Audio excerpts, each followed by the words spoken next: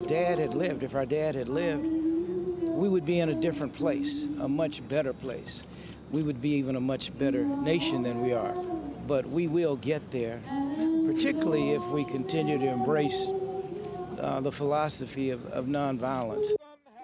A lot of emotion there. Reflections today, profound and deeply personal, from the children of Dr. Martin Luther King Jr., 50 years after he was killed by an assassin's bullet in Memphis, Tennessee. Well, that shot silenced Dr. King, but it could not extinguish the flame of his passion for justice and equality.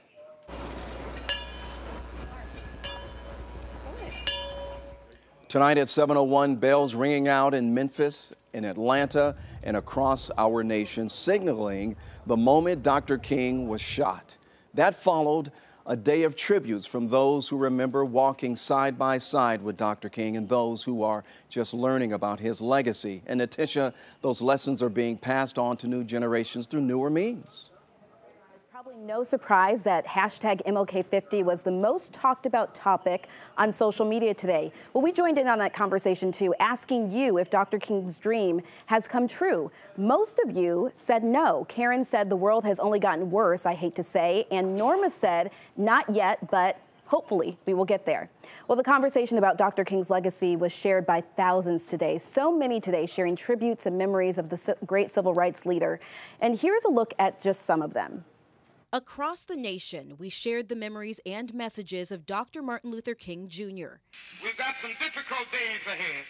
In videos and pictures, telling the story of a man regarded as a hero across the nation. 50 years since King's death at just 39 years old. Our communication has changed, but his impact is all the same. I refuse to accept the view that mankind is so tragically bound to the starless midnight of racism and war. Inspiring generations that have come after him. Some never met Dr. King. They read about him. They studied him in school. Schools like Spelman College. Are we living up to his ideals of equality, justice? And Morehouse College, where he attended. Students and members of King's fraternity Alpha Phi Alpha tweeted this image, singing the school's hymn at the foot of the King statue in front of the chapel named for him. They are about to continue Dr. King's work of redeeming the soul of America. Work that has inspired leaders. He was expressing a truth as well as he could know it. Innovators and presidents. His words, his deeds, they live on forever.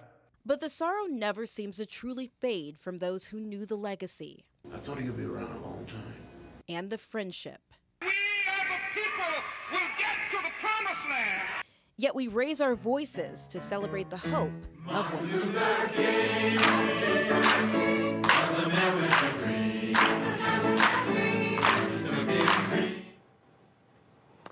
And Ron, of course, many of us are going to remember that for years and years to come. His legacy lives on, and it's being reinvented in different ways. Now we're seeing it on social media, we're seeing it in the news. So this younger generation is now taking advantage of Dr. King's message as well. Yeah, it has really changed in 50 years when I was 9 years old.